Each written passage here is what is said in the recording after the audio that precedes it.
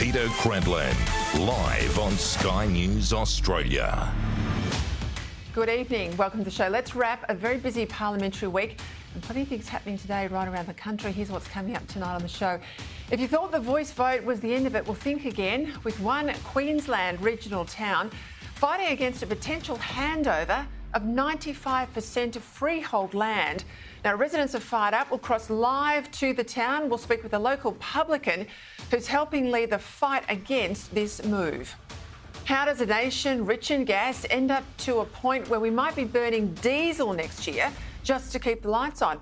Now, it makes no sense, but that's the dire prediction from energy officials as industry calls out for an immediate increase to supply.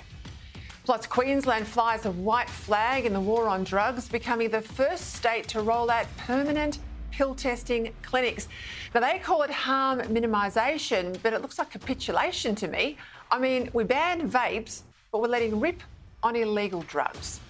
And Labor's Big Australia push today, well, it's rolling on. Data out confirming 145,000 new arrivals in the most recent quarter. It's all about masking bad budget numbers, but ends up crushing the living standards for everyone here already. They're causing a housing crisis, they're causing a rental crisis, people can't see their GP, it's putting pressure on infrastructure, yet businesses can't get the workers that they want. It's a catastrophe, it's a mess.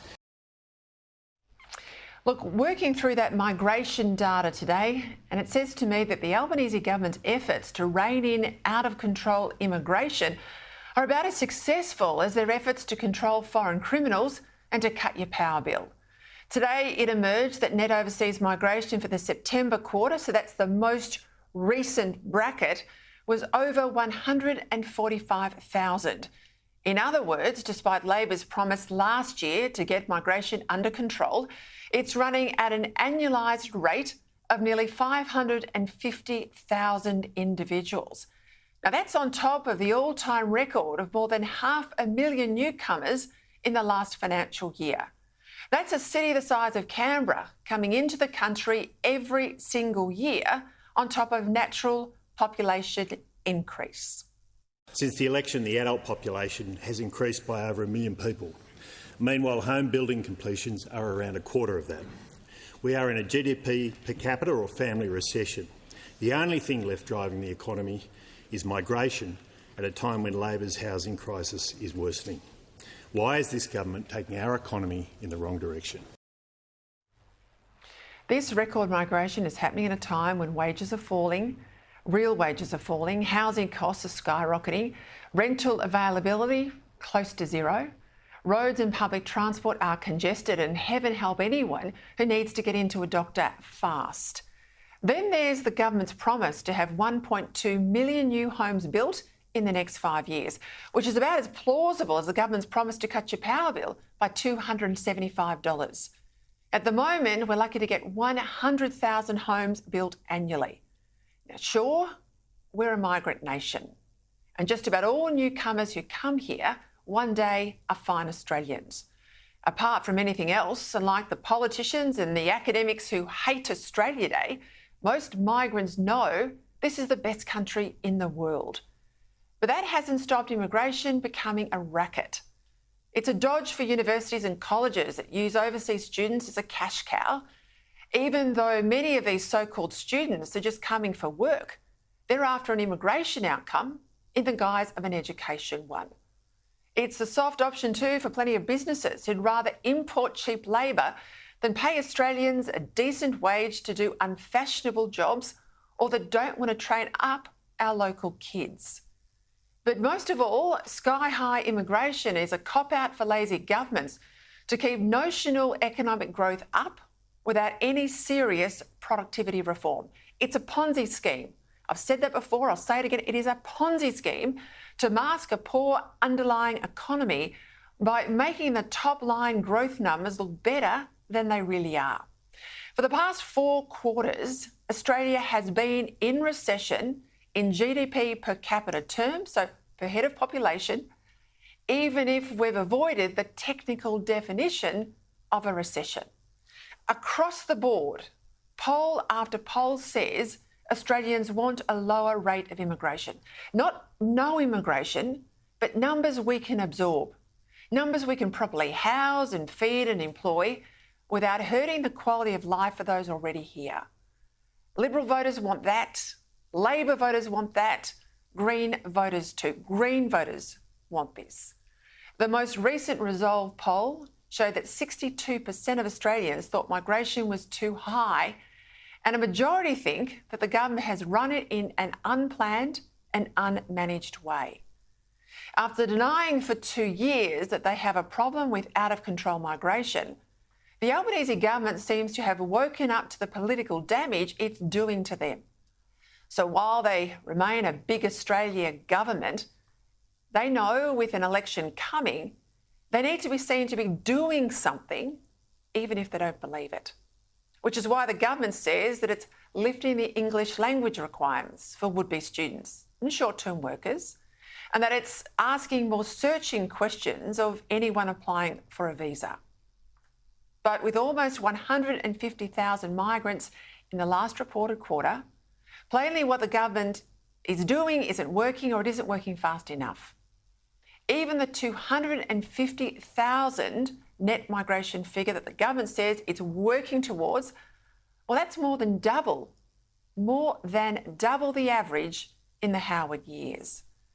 Now, the government owes it to everyone who's already here to get these numbers down and fast. It's another reason to sack the 2 ministers in charge, the clowns that have so mishandled the foreign criminals debacle, and to put in place a new team who will do what you expect and to act in Australia's national interest.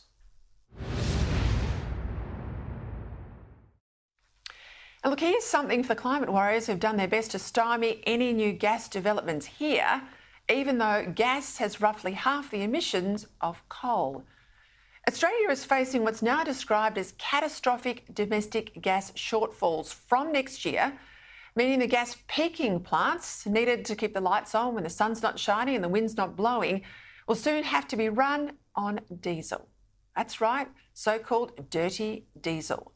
The energy market operator says, and I quote, running gas-powered generators on liquid fuels could provide temporary relief during periods of extremely high gas demand.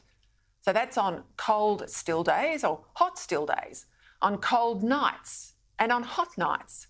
In other words, much of the time when you're relying on weather-dependent power.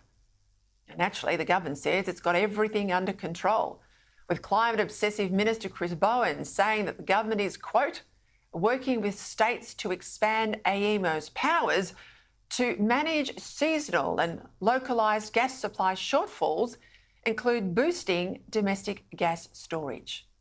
Now, that's code for ordering large power users, like steel plants and aluminium smelters and cement producers, to close down. Demand management, they call it. It's a euphemism for rationing. And that impacts the businesses told to shut down. It impacts their profit take and the government's tax take too, as well as the jobs of all those workers. As power gets more and more expensive in this country, those jobs risk going offshore. Meanwhile, neither of the 2 previously proposed gas import terminals at Geelong and Port Kembla are going ahead. And those new gas fields, we've been talking about them now for a decade.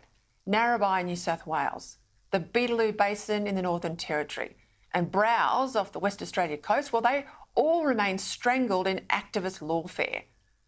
Now, there's one way to fix this, and that's for the government to change the planning laws for new gas fields in the same way as they're changing them for wind and solar projects. That's right, if they're serious, let's level the playing field. Why should locals still be able to object to new gas fields when soon they won't be able to object to forests of wind turbines and those endless vistas of solar panels? It's yet another example of energy madness, driven by the double standards of Labor governments. And all the while, our country goes backwards in terms of energy security at a time when the world has never been more uncertain in decades.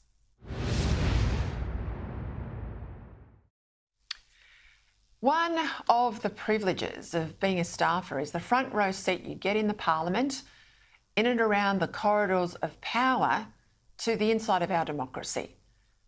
Yes, you see the very worst of it on occasion, but you also get to see it at its very best. Now, not all voters get to see the good as well as the bad. Maybe if they did, I've always thought we might inspire more people to think about public service. Today in the House of Representatives, there was a condolence motion for the son of former Labor Minister Joel Fitzgibbon, Lance Corporal Jack Fitzgibbon, a Special Forces soldier killed recently in a training accident. Now, this motion was incredibly moving. And in the chamber, listening to the fine words of both the government and the opposition, was Joel and his family. Not everyone watching tonight will have heard those speeches, but these are the moments in public life that you as voters shouldn't miss, because they are in part what helps restore our faith, it certainly restores mine, in our system. So here for you now is a little of what was said. It was a marvellous send-off from a family, from a defence force, from a community and from a nation that is proud of Jack Fitzgibbon. Greater than the national loss is the profoundly personal loss. A dedicated father has lost his only son. A devoted mum has lost her only boy.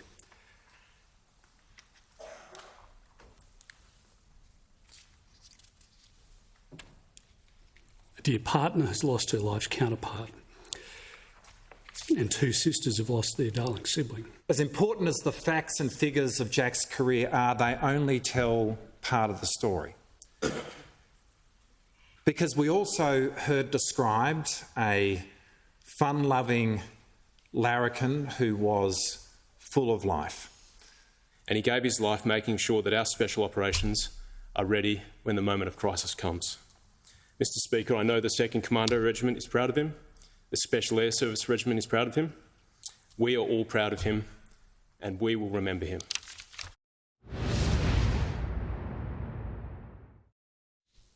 As I said, incredibly moving and something I think all voters need to see more of. Let's go to camera now for the headlines. Sky News political reporter Olivia Casely. Australia and the United Kingdom have signed an important treaty, making it easier for their defence forces to work together on each other's turf, as well as sharing intelligence. Describes a mechanism by which we consult when either of our countries are under threat. The Status of Forces Agreement provides a framework for joint exercises like the Australian troops in the UK training Ukrainian forces, as well as the UK engaging more deeply in the Indo-Pacific. Together, we can assert the global rules-based order. Very, very clear view of our role in helping to maintain and enhance the international order on which we all depend. Both Mr Miles and Mr Shapps said it was extraordinary Australia and the UK did not previously have a defence treaty of this nature. Our understanding of the world order almost identical, and the need to act together never more pressing. And we have to work even more closely with the United Kingdom than we ever have before. Former Prime Minister Paul Keating has met with Chinese Foreign Minister Wang Yi in a meeting that's been labelled inappropriate by the coalition. Is a calculated humiliation of the government here in Canberra. He has been incredibly unprofessional and undiplomatic in the way in which he's commented about the Foreign Minister in particular. The Labor luminary is a fierce critic of AUKUS and has repeatedly criticised Penny Wong's performance as Foreign Minister. The unemployment rate also plunged to 3.7% in February from 4.1% the month before. It's increasing chances the Reserve Bank may need to lift rates to cool the economy. Average unemployment under this Prime Minister, 3.7%, compared with 5.6% under those opposite. So unemployment is now lower than when we came to office. Quarterly inflation is much lower.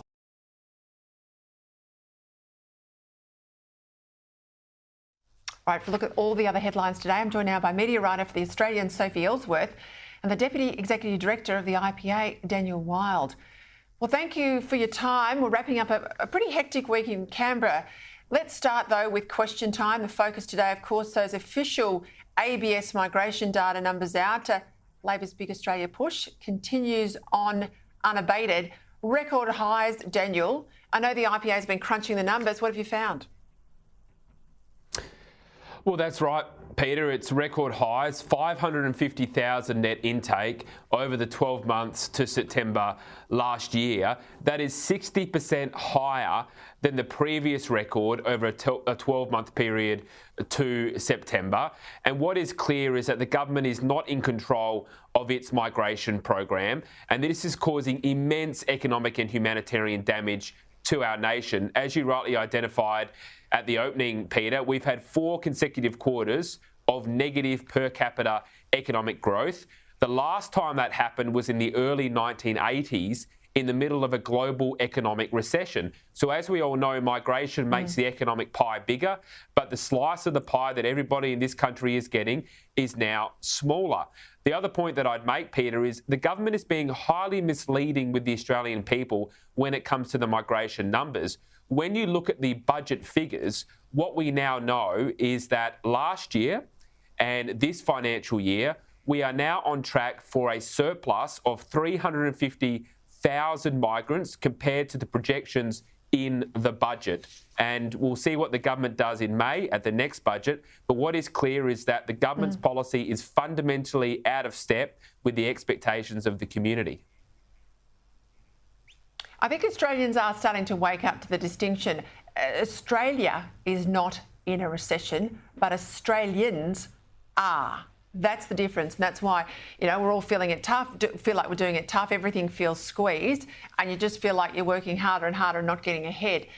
Talk to me about the RBA. This might sound like an inside the Beltway issue, Soph, but it's a hugely important one given how much the RBA influences mortgages, and obviously that's a big slice of people's incomes. Labor's setting out to, quote, reform the RBA. Now, there's a lot of experts who say this wasn't needed. We've got people like Peter Costello who says creating this new policy committee to set the rates, to be focused on rates, he reckons that's a worry. 2 former governors of the RBA, Bernie Fraser, Labor appointee, Ian Macfarlane, I think he was a Liberal appointee in the very beginning. Both of them are concerned. Macfarlane even says it's a complete waste of everyone's time.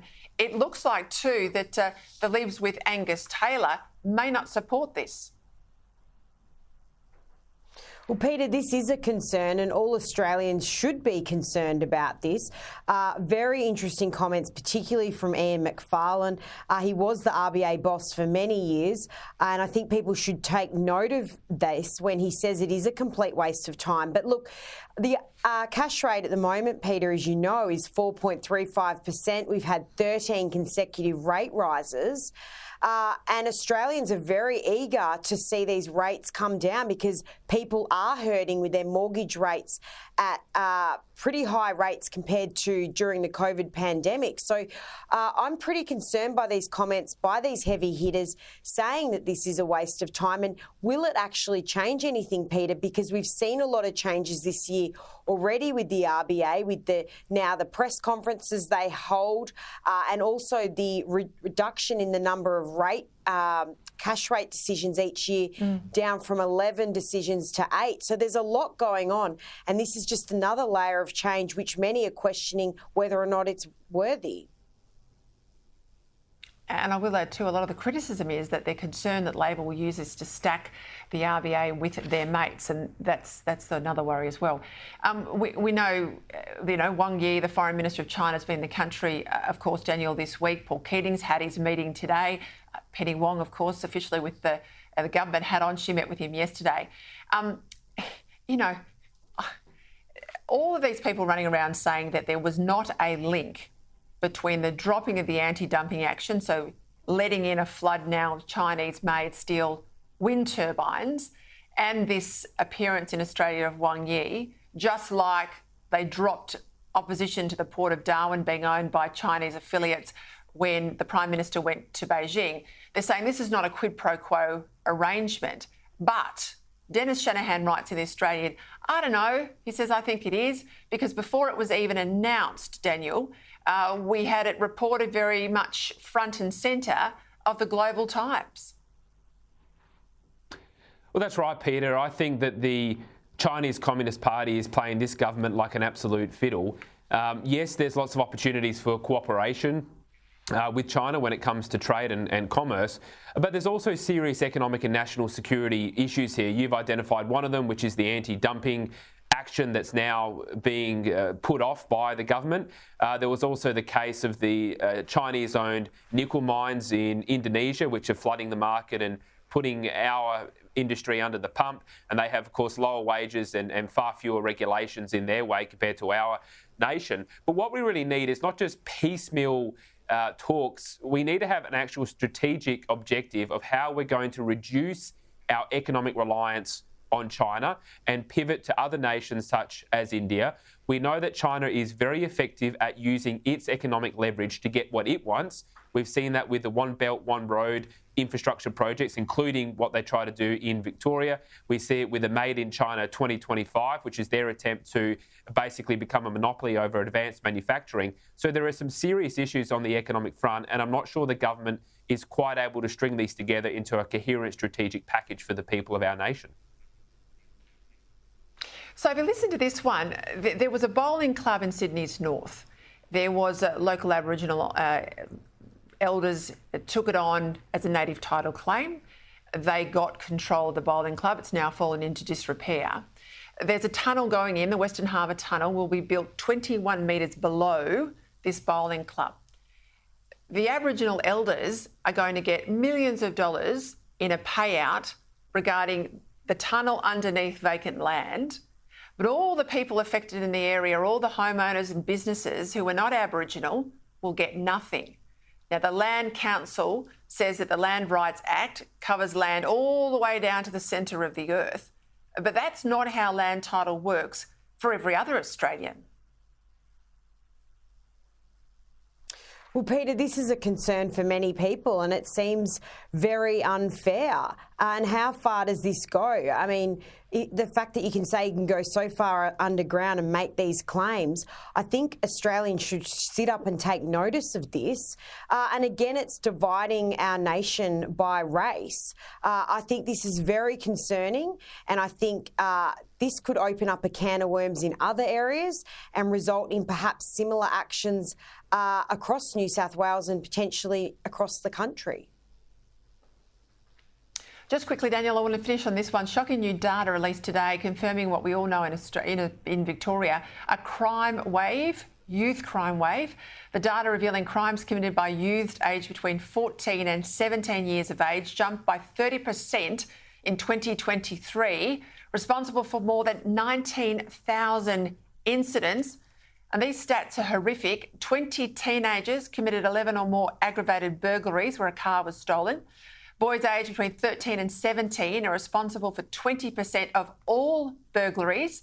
And one 15-year-old boy has been linked to 30 aggravated burglaries in 1 year alone. And we know it's bad in New South Wales, Alice Springs and pretty much all over Queensland. I have to say the one thing that's in common there, up in New South Wales, it's soft Labor governments who are soft on crime. Well, Peter, there's a couple of big issues here. The first is that, of course, if those perpetrating crimes know that either they're not going to get caught or if they do get caught, there's no serious consequences, then they're going to keep committing those crimes.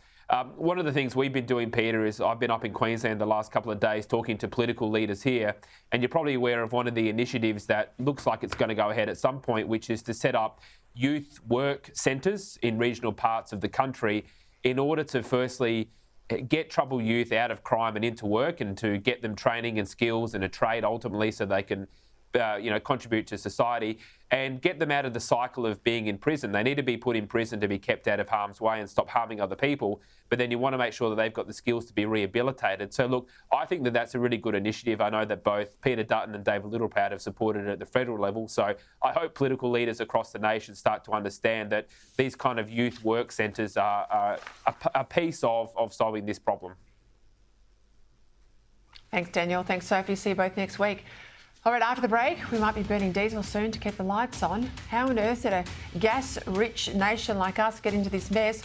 Plus, the regional community that could soon have 95% of their town handed over to an Aboriginal corporation. Locals are left in the dark. We'll cross to Toobiya in Queensland after the break. Welcome back. Soon I'll speak with a publican from a small town in regional Queensland where locals are increasingly concerned that the vast majority of their town could be handed over to an Aboriginal corporation as freehold land. But first, it seems we're going from bad to worse when it comes to energy in this country, with dire warnings from the market operator of a catastrophic shortfall in gas on the East Coast as early as next year.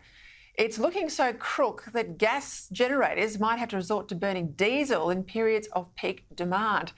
Joining me now for his analysis of what's to come and how we got ourselves into this mess, gas and energy expert Saul Kavonic. Welcome as always, Saul. I hope you're going to put some common sense back into this debate. I mean, is AEMO the regular right that we will have these gas shortages? Some are saying it could be as early as winter, this winter in Victoria. What's causing the shortfall? Thanks, Peter. Well, you're absolutely right. And I mean, what's happening here is AEMO is recognising a risk which I know we've spoken about 18 months ago. And these shortfalls, which, as you say, could start as early as this winter, and frankly, we're only going to have a low risk this winter just out of sheer luck in terms of very mild weather and therefore high storage over the last several months. But what AEMO is highlighting, and again, this is the government's own regulator, is that we're facing risks of gas shortages and therefore risks of blackouts every year going forward, and it becomes exceptionally acute from 2026 and then even more so from 2028 when it is a structural issue. And now you have the regulator saying we have an urgent need to develop new gas, because you must remember we need to start getting moving on approvals today in order for the gas to come online in 2026 to 2028. Otherwise, we're going to miss that. And frankly, it's already late. And the biggest driver of this has been Labor's policy assault across multiple fronts on Australia's gas sector over the last 18 months.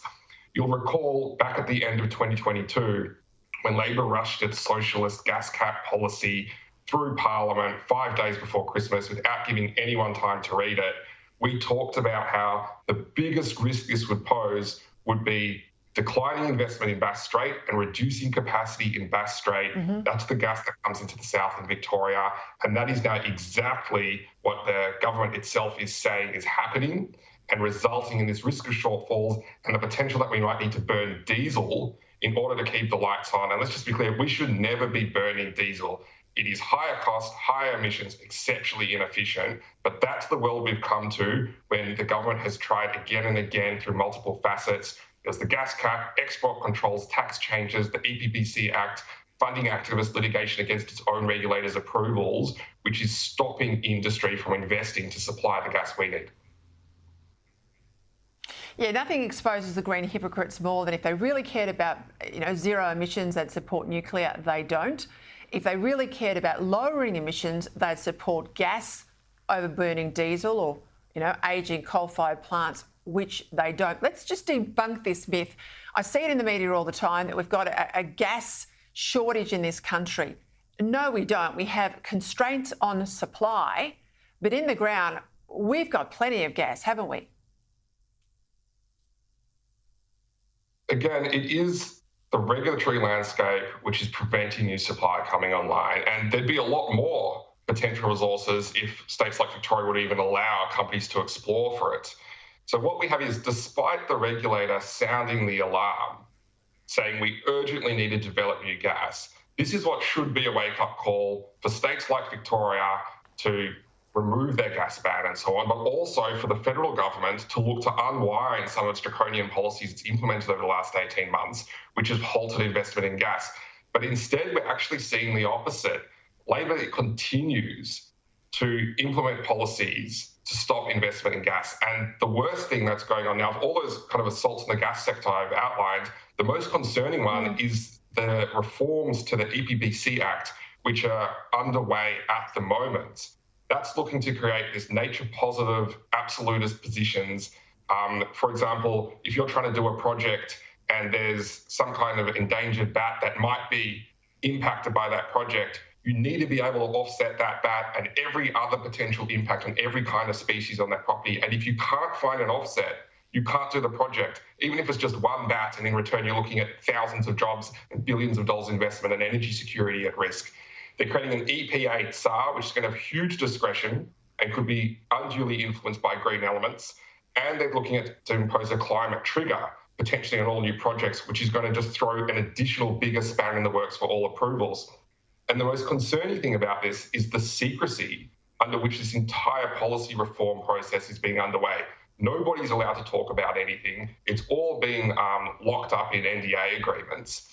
And my understanding is these secret meetings going on for the EPBC Act include extreme environmental groups like Lock the Gate and also like the Environmental Defender's Office, who've demonstrated themselves to be fundamentally anti-industry as their priority, more so than being pro-environment. And these are the influences which are going into this policy, which will then be used for green litigation and all other kinds of measures to stop projects in their tracks going forward. So instead of Labor fixing this problem by reversing some of the onerous red tape and green tape government projects, they're instead actually secretly going through new policy proposals to make it even harder for new projects to get underway.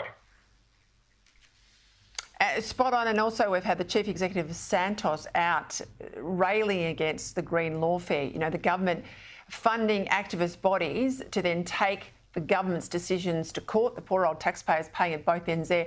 I have to leave it, Saul, but we will come back to that nature positive plan, the rewrite of the EPBC Act, which you and I both know is absolutely dynamite. And we'll talk a lot about that in coming months. Saul Kavonic, thank you there from London. Okay. You would have been mistaken if you thought voting down the Voice last year was the end of all the activist race nonsense. If anything, rather than pushing now for a national approach, the activists are coming at it at state and local council levels. The latest example is the small regional town in Queensland of Tubia, roughly 400 k's from Brisbane, where locals claim they've been totally blindsided by plans that could see nearly 95% of land handed back to an Aboriginal corporation as freehold. Now, it's the freehold point that's very, very significant. Locals are not only indignant about the proposal, but also the fact that local and state governments have kept them in the dark. Joining me now, Michael Offendale, the local publican at the Tubia Hotel. Michael, I do hope I've got the name of your gorgeous town right. It is Tubia. Correct me if I'm wrong there, but my understanding is you've only found out about this all in late January. You weren't consulted, you weren't brought into the loop. What's been the reaction of the community? Oh, thanks for having us on, Peter. The community's naturally very disappointed in this. I'd say they're nearly angrier than when we have water taken out of our basin and given away to other parties. It comes as a massive, massive shock to the entire community. If it is handed over, as I said, as freehold, a lot of other native title claims around the country don't pertain to freehold land. So someone who owns that land now, that all gets torn up, I presume.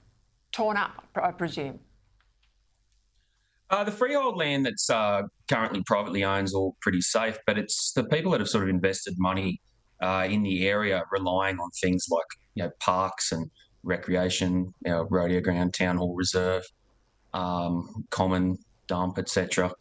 They're the things that people have sort of invested in the area, assuming that they're here and they're safe, and now they potentially don't even exist. The reports say it's 95% of your town that could be at risk here. Is that accurate? Yes, that's very accurate. So we don't even have enough room in the town now with the way that map is, to actually facilitate the normal things a town has, like sewerage, potable water, recreation areas, etc. So what sort of consultation, now that it's out there, now that you know publicly what they've been doing behind closed doors, how have the politicians scrambled to consult with you? Well, until Senator Hanson got involved there early on in the piece, nobody would even listen to us.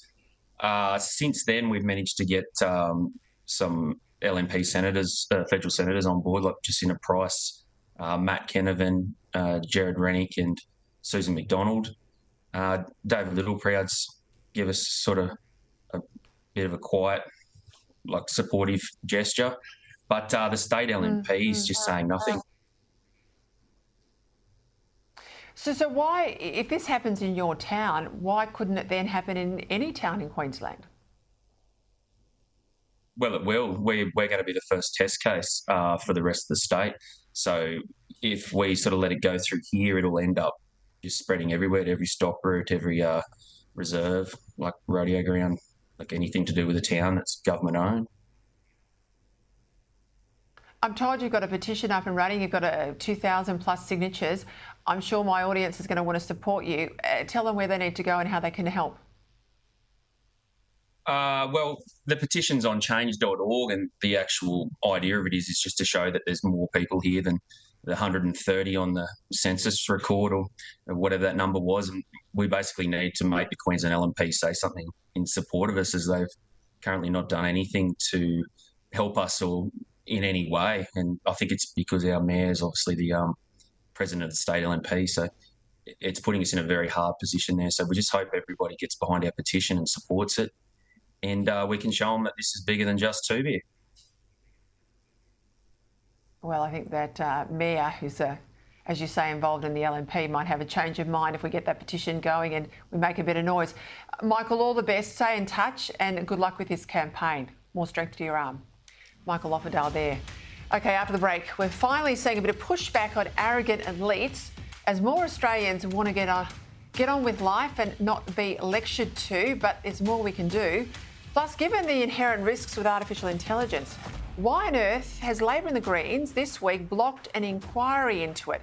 I'll have more to say on that in a moment. Welcome back. Still to come, Queensland becomes the latest state to wave the white flag in the war on drugs, with pill testing to be used at an upcoming festival. But first, a new book has just come out that I think you will all be interested in. It's called The Trouble with Elites: Elitism and the Anti-Democratic Impulse. The author is former Liberal Senator, former Communications Minister in the Howard era, Richard Alston, who also later served as Australia's High Commissioner to the UK. He joins me now in the studio. I should hasten to say, actually, that I once worked for you, Richard Alston, didn't I? You did. We both remember it well, I hope. I remember it very positively. Good. Hey, talk to me about this book. I mean, because, you know, if I go back 10 years ago, I don't think I was focused enough, as I probably should have been, on this whole issue of wokeism and identity politics. But it seems like it's just gone from 0 to 100 in recent time. Are we alive enough to the threats, and are we starting to turn the tide? Look, I think it is a wave. Whether it's a long wave or a short wave's up for debate. But fundamentally, elites have always been with us. I mean, in the old days, you can go back to ancient Greece, there was always a class that regarded itself as above the rest. They were morally superior, and you've got that in spades now, because with the rise in affluence, there are so many people who don't have to worry about pedestrian things like feeding the kids and paying the bills and working for a living. I mean, the Teals are probably the classic example. Yep. I mean, their issues are just a million miles away from ordinary Australians.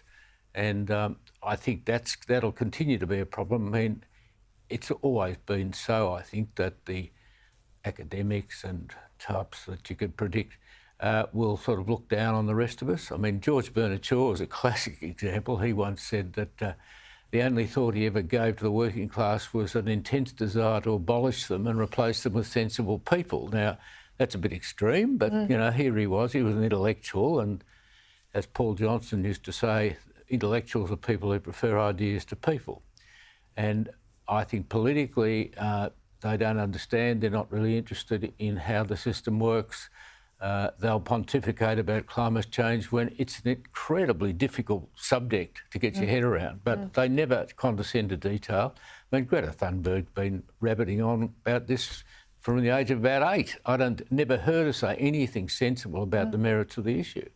It's interesting, though, because, you know, Labor have got control of government basically right around the country. We'll see how the Libs go in Tasmania on the weekend. Yeah. But they are now the party of the elites and business. Absolutely. And the coalition's more natural home, I think, is working class, traditional Labor types. And I think Jenny George amplified that on the weekend very powerfully in the Australian. So. Well, you look at Trump. I mean, people don't want to understand why Trump won. You know, they just think he's such a horrible human being. How could he possibly have won? Must have been a mistake. Well, no, it wasn't a mistake. We all dislike or detest his personal characteristics. But nearly half the white women in America voted for him. Why? Because he came up with a solution to middle-class problems. When Hillary was off in the clouds talking about deplorables, he was talking about ordinary working-class people. And that will always be, I think, the group that decides elections. And if Labor is going to persist with being in bed with the elites, it'll pay the penalty. I regard you as the last communications minister who really held the ABC's feet to the fire about presenting news and current affairs without this inherent bias. We've seen it very much in the Gaza conflict, but it's, you know, on steroids compared to what it used to be. There's no reining them in. They get $1 billion from taxpayers every single year. What do you do about the ABC? Well, look, I think there is some hope. I mean, that interview of Sarah Ferguson's with Ted O'Brien was just appalling. I mean, I stopped watching and I couldn't believe that she could interrupt within 30 seconds. But I think what's going to happen, the political system can't rein them in, the courts can't rein them in, but the market could well rein them in because their ratings are dropping all over the place. They're getting to a point where they're going to have to find out what the real issues are. It's not just better explanation or everything else. It's relating to your audience. And the audience are leaving in droves. Now, I think Kim Williams is an interesting appointment. I mean, he's a lifelong Labor man. I knew him quite well in the old days. But he hasn't said much so far. And I think he's smart enough to work out that they're on a hiding to nothing eventually. They're going to get to the point if their ratings start to keep falling and no one really likes them anymore, well, why do you keep feeding them? Like, as you say, they get well over $1 billion. And they always want more. That's the answer to every problem, is give us money and we'll spend it on this, that and the other. But no, they won't cut back on anything. So maybe he's the hope of the side. Maybe I'm not even thinking so, but I think he's intellectually capable of addressing some of these issues. And I think the fact that he's taking his time to settle in is probably a good thing. You were also the minister when the internet first really came to Australia in a major way, hitting homes. We can't imagine what the world was like without it 20 years on. How does the government deal with the issue of Meta? You know, taking news into current affairs, I guess the risk is underfunding and basically removing journalism with integrity. You know, they're almost an untouchable platform. How do you handle that? Well, I don't know that they're untouchable. I mean, if you look at what's happening in the courts, and I'm actually involved to some extent in some of these court actions against Google and the other platforms, they can't get away with treating people with contempt. And I think you've just got to be heavy-handed with people like Meta. I mean, they're thumbing their nose at us. Well, we have to legislate, if necessary, to rein them in. And it can be done. I think you'd probably get bipartisan support. So I don't despair on that front. I think it's outrageous the way they treat people, because it's not as if they haven't got any money. They can afford to treble the amount they give every news supplier. But no, for some unaccountable reason, they just can't be. They're just so greedy, I think. Got to leave it there, Richard Alston. You have lost none of your fire. Good to have you on the show. Thank you, Peter. All right, after the break, the Human Rights Commission again shows its ineptitude by tasking someone who spread the details of hundreds of Jewish Australians with the job of promoting anti-racism material. It's beyond outrageous. Welcome back. Lots to get across still before the end of the show. Joining me now, my panel, former Liberal MP Nicole Flint and Pauline Hanson's Chief of Staff James Ashby. Well, this one's extraordinary, Nicole. Revealed today that one of the anti-Israel activists who doxed the details of hundreds of Jewish creatives, she has got herself a contract with the Australian Human Rights Commission, paid for by taxpayers, to put anti-racism content in primary schools. Now, her name is Elsa Chewett Rosenberg. She's Jewish herself. but she's posted nearly 200 stories of Instagram relating to doxing. Pretty ferocious language here. Let these effing Zionists, she says, know no effing peace. Now, how on earth does she get a contract like this? Precisely. The Human Rights Commission have a lot of questions to answer, Peter, as does the Minister. Now, I'm pretty sure this comes under the Attorney General's portfolio. Let's just remind viewers what doxing means. It means the unauthorised release of personal information such as your home address or your phone number or perhaps where you work. And that's some of the things that have happened here to target people for a specific reason, in this case because they're Jewish. So this has happened. It should be a criminal offence, and I understand Labor has brought forward legislation or draft legislation to address that because it is reprehensible behaviour. But the Human Rights Commission, knowing that they have employed somebody, that taxpayers' money is paying for a person who engaged in this activity, is completely reprehensible, unforgivable, and she should be sacked. And the Attorney General needs to intervene immediately. James, what's going on in Queensland? You're going to be the first state, the only other place is the ACT, and the ACT is local council, let's be honest. First state to go down the path of pill testing at music festivals. I call them music festivals very loosely. They're just drug dealing, gigs, I suppose. What I find extraordinary is we want junk food advertising to tell people, don't eat this, you'll get fat. We're trying to ban vapes in this country, but it's open slather if you want illegal drugs. It's remarkable, isn't it, that a Labor government has chosen to do this.